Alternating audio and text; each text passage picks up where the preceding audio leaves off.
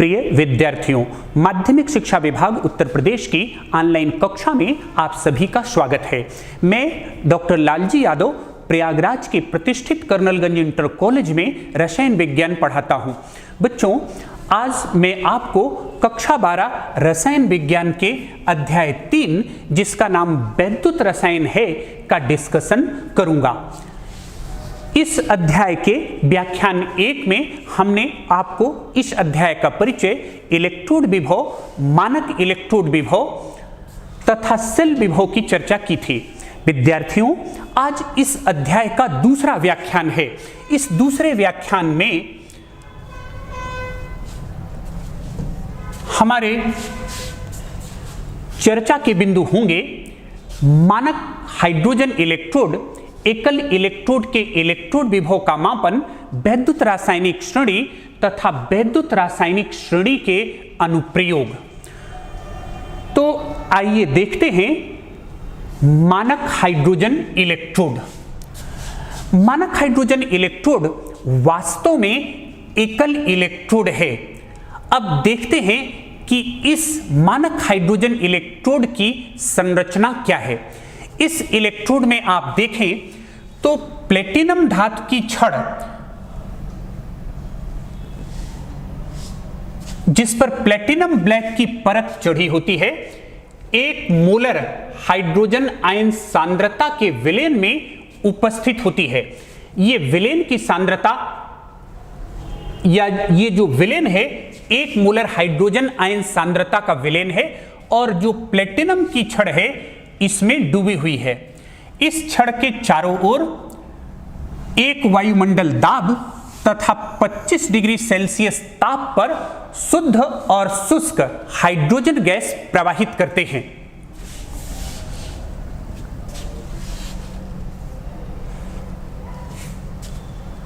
अब अगर आप इस मानक हाइड्रोजन इलेक्ट्रोड के इलेक्ट्रोड विभव की बात करें तो इसका जो इलेक्ट्रोड विभव होता है वो 0.0 वोल्ट माना गया है। मानक हाइड्रोजन इलेक्ट्रोड को 2 प्रकार से प्रदर्शित करते हैं। यहां आपके सामने लिखा है एनोड के रूप में और कैथोड के रूप में। इसका आशय आपको स्पष्ट करते हैं। इसका आशय यह है विद्यार्थियों कि मानक हाइड्रोजन इलेक्ट्रोड एक रेफरेंस इलेक्ट्रोड है। रेफरेंस इलेक्ट्रोड का आशय यह है कि इसे हम अन्य इलेक्ट्रोडों के सापेक्ष जोड़कर गैल्वानी सेल बनाते हैं।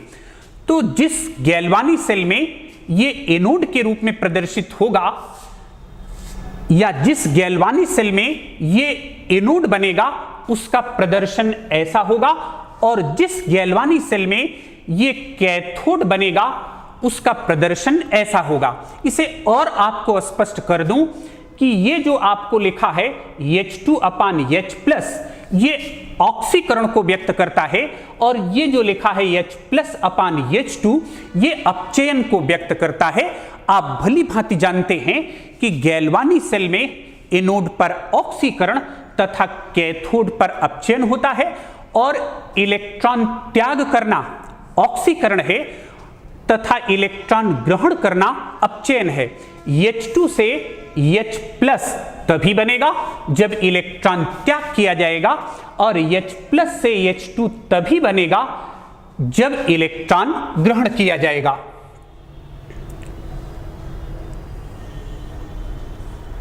यह बात आपको बता दिया कि जो सिंगल इलेक्ट्रोड हैं, अगर उनका इलेक्ट्रोड विभव निकालना हो तो उसमें हम सहायता लेते हैं मानक हाइड्रोजन इलेक्ट्रोड की।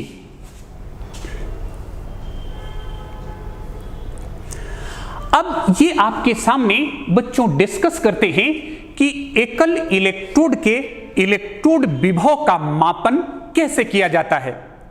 सबसे पहले बात ये कि एकल इलेक्ट्रोड होता क्या है। ये आपके सामने जिंक एकल इलेक्ट्रोड और कॉपर एकल इलेक्ट्रोड प्रदर्शित हैं। तो एकल इलेक्ट्रोड में किसी धातु की छड़ उसके लवण के विलयन में उपस्थित होती है। जैसे ये आपके सामने जिंक एकल इलेक्ट्रोड है, तो इसमें ये जो जिंक रॉड है ये जिंक लवण के विलयन में उपस्थित है, और इस कॉपर एकल इलेक्ट्रोड में ये कॉपर की रॉड कॉपर लवण के विलेन में उपस्थित है।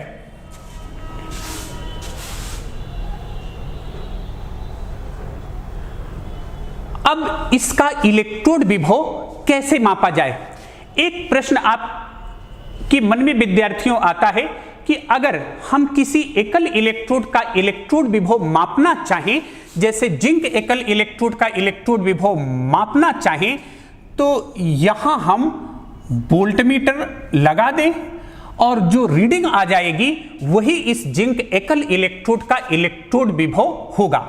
तो ऐसा करके आप देख सकते हैं, जब आप इससे वोल्टमीटर जोड़ेंगे तो यहां आपको कोई मान प्राप्त नहीं होगा, क्योंकि मान प्राप्त होने के लिए इलेक्ट्रॉन या धारा का प्रवाह होना चाहिए, और एकल इलेक्ट्रोड से जब आप वोल्टमीटर जोड़ेंगे तो किसी भी धारा का प्रवाह नहीं होगा, क्योंकि इलेक्ट्रॉन यहां से आगे नहीं बढ़ रहा है। तो अब यह सवाल आता है कि एकल इलेक्ट्रोड का इलेक्ट्रोड विभव कैसे निकाला जाए।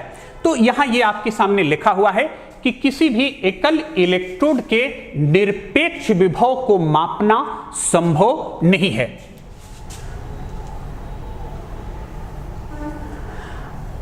अब इसमें देखें, जैसे पीछे हमने डैनियल सेल पढ़ा था, तो डैनियल सेल में हम क्या करते थे कि दो एकल इलेक्ट्रोडों को परस्पर जोड़ करके गैल्वानी सेल बनाते थे।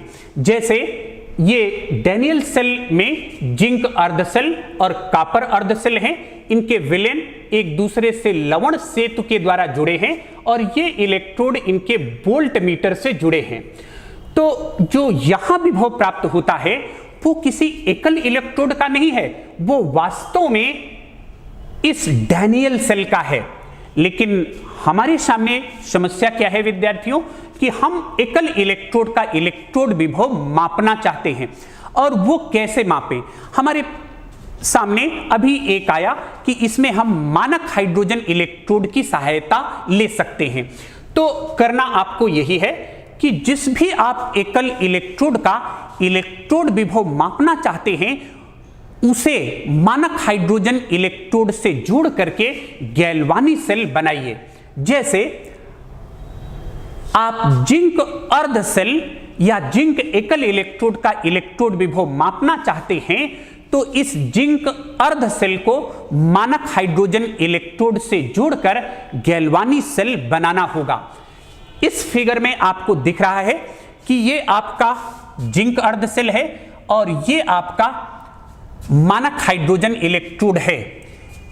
इन दोनों से गैल्वानी सेल बनाया गया है, जिसमें जिंक अर्ध सेल एनोड का और मानक हाइड्रोजन इलेक्ट्रोड कैथोड का कार्य कर रहा है। अब यह भी सवाल आता है कि जब हम मानक हाइड्रोजन इलेक्ट्रोड को किसी अर्ध सेल से जोड़ते हैं तो कौन सा गैल्वानी सेल का एनोड बनेगा और कौन इलेक्ट्रोड गैल्वानी सेल का कैथोड बनेगा।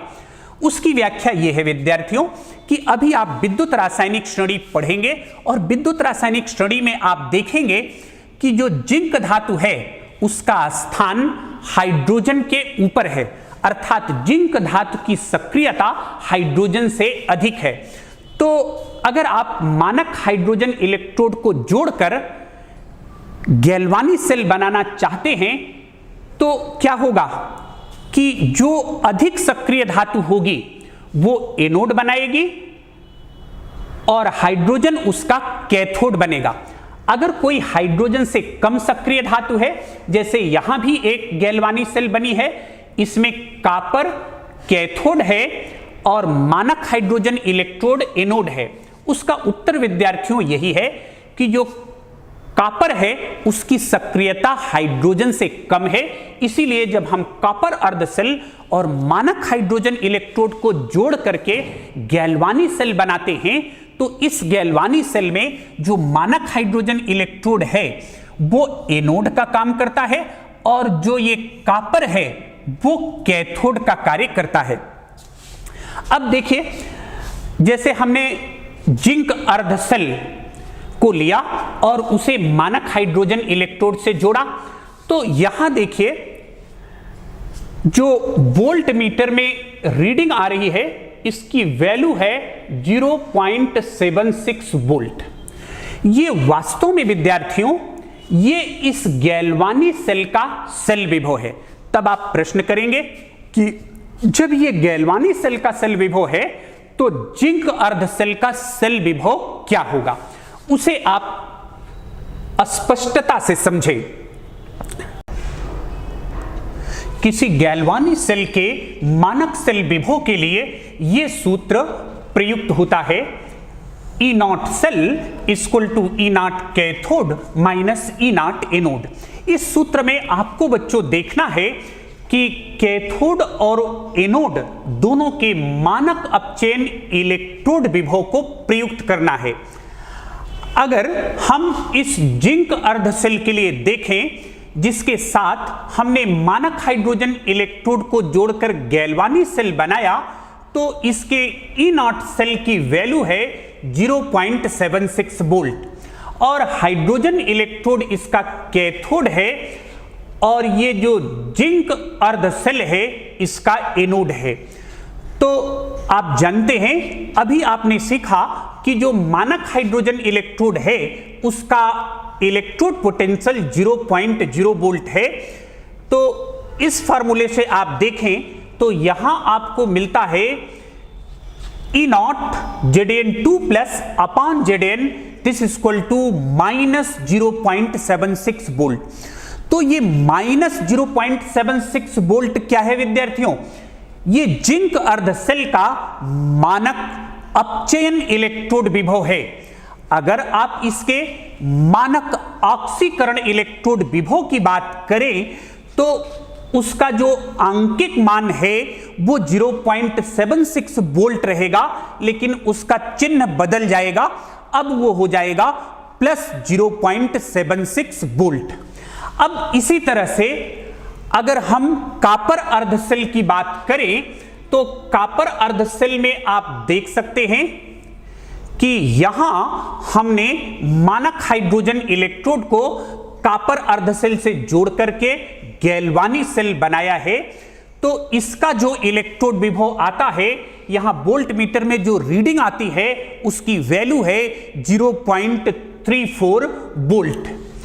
तो इस तरह से आप किसी भी एकल इलेक्ट्रोड या अर्ध सेल का इलेक्ट्रोड विभव निकालना चाहते हैं तो उसे मानक हाइड्रोजन इलेक्ट्रोड से जोड़कर गैल्वानी सेल बनाइए। जो गैल्वानी सेल का सेल विभव होगा वो वास्तव में एकल इलेक्ट्रोड का इलेक्ट्रोड विभव होगा।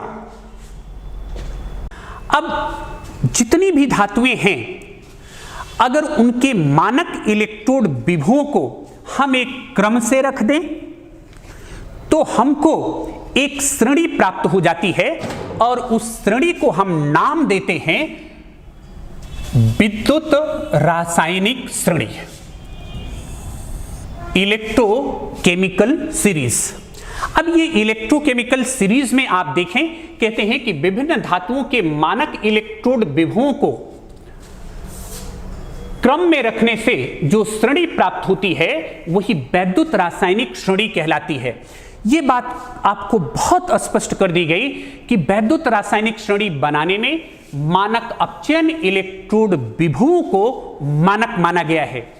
यह आपके सामने धातुओं की वैद्युत रासायनिक श्रेणी दिख रही है। इसमें अगर आप देखें तो सबसे टॉप पर लिथियम है जिसका मानक अपचयन इलेक्ट्रोड विभव ये वैल्यू है और वो वैल्यू है -3.04 वोल्ट।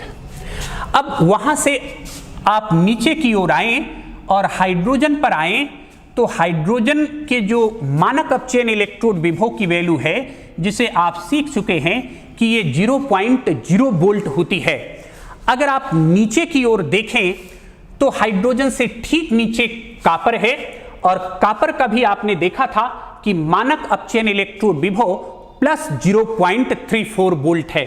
अगर आप सबसे नीचे देखें तो सबसे नीचे गोल्ड है और उसका मानक अपचयन इलेक्ट्रोड विभव प्लस 1.50 वोल्ट है। अब अगर आप पूरी विद्युत रासायनिक श्रेणी को देखें तो विद्युत रासायनिक श्रेणी में जिस धातु का स्थान जितना ऊपर है उसका इलेक्ट्रोड विभव या मानक अपचयन इलेक्ट्रोड विभव उतना ही अधिक ऋणात्मक है। हाइड्रोजन पर आकर के 0 हो जाता है और उसके बाद धनात्मक वैल्यू प्रारंभ हो जाती है। अब इस वैद्युत रासायनिक श्रेणी से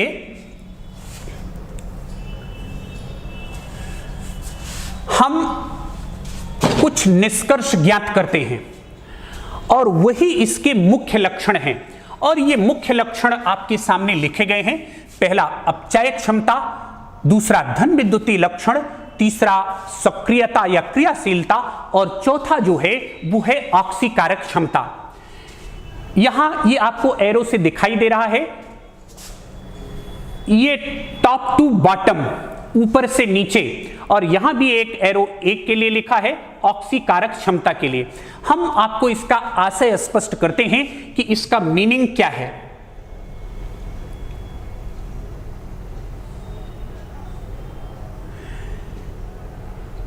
इसका आशय यह है विद्यार्थियों कि अगर आप विद्युत रासायनिक श्रेणी में ऊपर से नीचे जाएं तो अपचायक क्षमता, धन विद्युतीय लक्षण तथा सक्रियता घटती जाती है किंतु ऑक्सीकारक क्षमता बढ़ती जाती है। अब इसको आप और एक्सप्लेन करें तो ये बात आती है, कहते हैं कि हाइड्रोजन से जो ऊपर धातुएं हैं वो हाइड्रोजन से प्रबल अपचायक हैं, हाइड्रोजन से जो नीचे धातुएं हैं वो हाइड्रोजन से दुर्बल अपचायक हैं। इसी प्रकार से हाइड्रोजन से ऊपर स्थित धातुएं ज्यादा सक्रिय हैं, हाइड्रोजन से कम नीचे स्थित धातुएं कम सक्रिय हैं। तो इस तरह से आप इन गुणों को, 4 गुणों को पूरी विद्युत रासायनिक श्रेणी से जोड़ सकते हैं।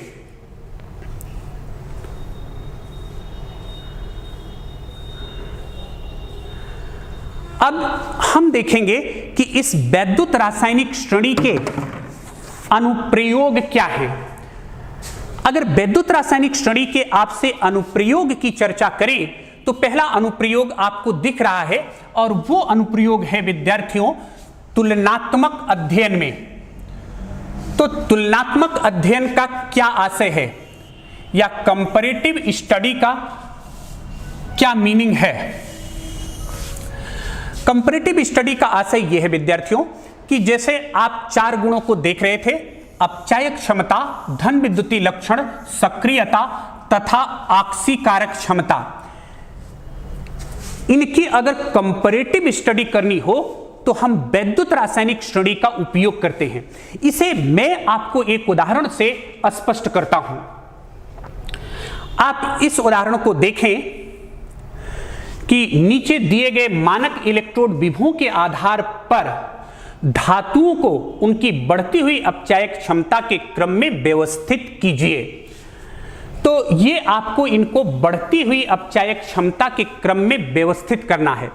बढ़ती हुई अपचायक क्षमता का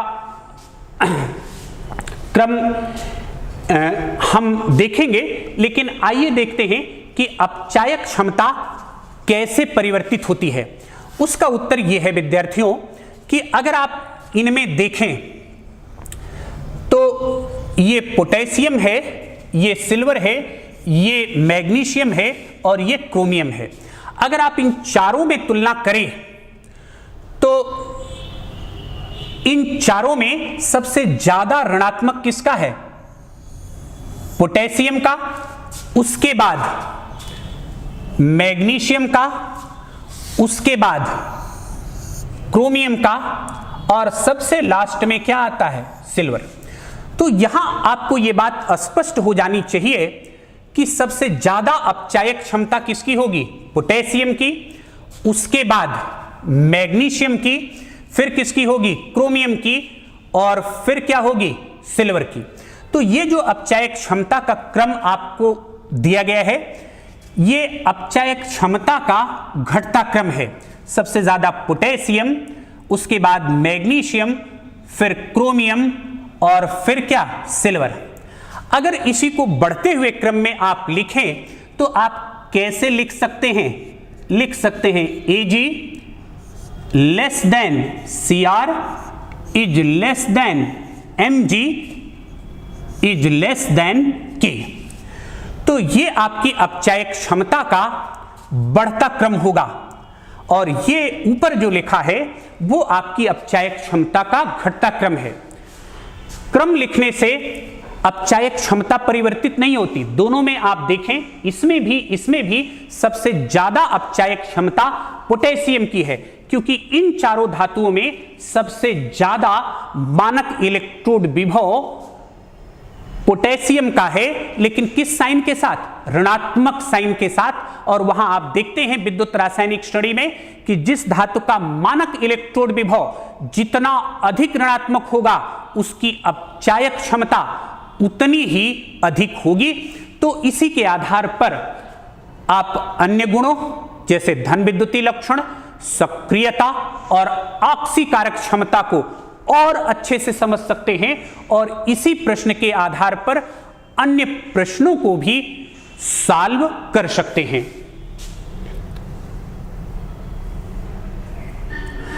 अगला जो विद्युत रासायनिक स्टडी का आपके सामने अनुप्रयोग है विद्यार्थियों, वो है विस्थापन अभिक्रियाएं। विस्थापन अभिक्रियाओं में हम पहले चर्चा करेंगे धातुओं का विस्थापन। तो जैसे अभी आप देखें तो ये आपके सामने ये एक विस्थापन अभिक्रिया लिखी गई है, CuSO4 plus Zn, this is equal to ZnSO4 plus Cu। इसमें क्या विस्थापित हो रहा है? इसमें जो कॉपर है वो जिंक से विस्थापित हो रहा है, या जिंक धातु कॉपर सल्फेट से कॉपर को विस्थापित कर देती है। तो कहते हैं कि इसकी व्याख्या क्या है? इसकी व्याख्या यह है बच्चों, कहते हैं कि विद्युत रासायनिक श्रेणी में जिस धातु की सक्रियता अधिक होती है वो अपने से कम सक्रिय धातु को उसके लवण के विलयन से विस्थापित कर देती है। यहां आपको बिल्कुल क्लियर हो गया कि जिंक की सक्रियता कॉपर से अधिक है, इसीलिए जिंक धातु कॉपर सल्फेट जो कॉपर का एक लवण है उससे कॉपर को विस्थापित कर देती है।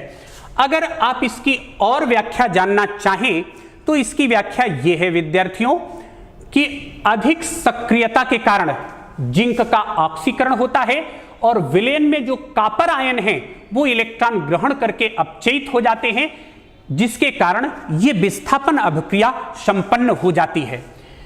इस पर आधारित आपको और भी प्रश्न दिए गए हैं, जैसे यह है कि कॉपर धातु सिल्वर नाइट्रेट विलयन से सिल्वर को विस्थापित कर देती है। क्यों? क्योंकि कॉपर की सक्रियता सिल्वर से अधिक है। कैसे पता चला?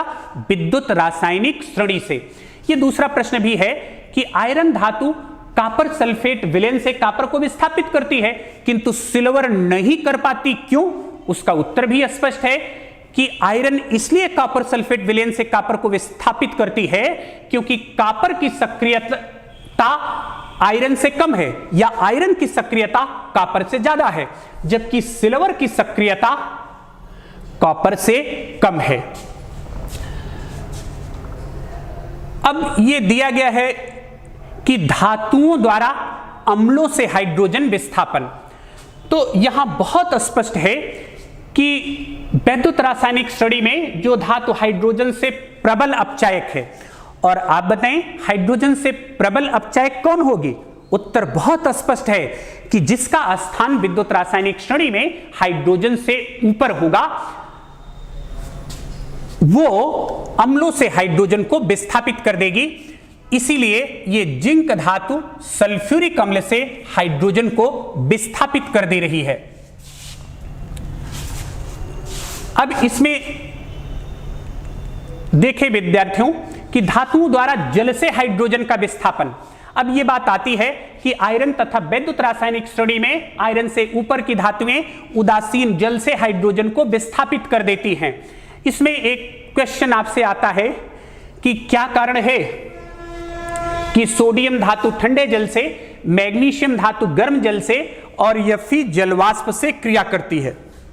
अब आप देखें कि ये तीनों धातुएं जल से क्रिया कर रही हैं, फिर भी ऐसा क्यों है कि सोडियम ठंडे जल से ही क्रिया कर लेती है, मैग्नीशियम गर्म जल से और Fe जलवाष्प से क्रिया करती है। उसका उत्तर देखिए विद्यार्थियों, देखिए विद्युत रासायनिक श्रेणी में इन तीनों में सबसे ऊपर स्थान सोडियम का है, मैग्नीशियम का स्थान उससे नीचे है और आयरन का स्थान इन तीनों से नीचे है। तो ऊपर से नीचे जाएंगे तो सक्रियता कम हो जाएगी, और यहां जब गर्म जल करते हैं या जलवाष्प करते हैं तो ताप बढ़ाने से सक्रियता बढ़ जाती है। इसीलिए ये साधारण जल से क्रिया ना करके इनमें गर्म जल और जलवाष्प लगानी पड़ती है। अब ये बात आई है, ये भी अनुप्रयोग है विद्युत रासायनिक श्रेणी का कि धातु ऑक्साइडों का हाइड्रोजन द्वारा अपचयन। अब इसमें आप क्या कहेंगे कि विद्युत रासायनिक श्रेणी में आयरन से कम सक्रिय धातुओं के ऑक्साइडों को हाइड्रोजन गैस की धारा में गर्म करने पर धातु ऑक्साइड का धातु और जल में अपचयन हो जाता है। ये दो आपके सामने उदाहरण दिया गया है, एक निकल ऑक्साइड का है और एक क्यूप्रिक ऑक्साइड का है। और हाइड्रोजन देखिए, जैसे निकल ऑक्साइड का अपचयन निकल में और क्यूप्रिक ऑक्साइड का अपचयन कॉपर में कर देती है। इसी तरह का एक उदाहरण और है जो विद्युत रासायनिक श्रेणी पर आधारित है कि धातु ऑक्साइडों का तापीय अपघटन। जैसे आपको लिखा है, ये मर्क्यूरिक ऑक्साइड गर्म करने पर मरकरी और ऑक्सीजन देता है, ये सिल्वर ऑक्साइड गर्म करने पर सिल्वर और ऑक्सीजन देता है, और ये जो गोल्ड ऑक्साइड है ये गर्म करने पर गोल्ड और ऑक्सीजन देता है। तो इसी को कहते हैं कि ये हीटिंग का साइन बना हुआ है कि ये ऑक्साइड गर्म करने पर अपघटित हो जाते हैं। तो कहते हैं कि इसकी व्याख्या विद्युत रासायनिक श्रेणी के आधार पर आप कैसे करेंगे। उसका उत्तर है कि धातु ऑक्साइडों का जो स्थायित्व है वो धन विद्युतीय लक्षण घटने के साथ घटता है। आप जानते हैं कि विद्युत रासायनिक श्रेणी में ऊपर से नीचे जाएं तो धन विद्युतीय लक्षण घटता जाता है, और जब धन विद्युतीय लक्षण घटता जाता है तो धातु ऑक्साइडों का स्थायित्व भी घटता जाता है।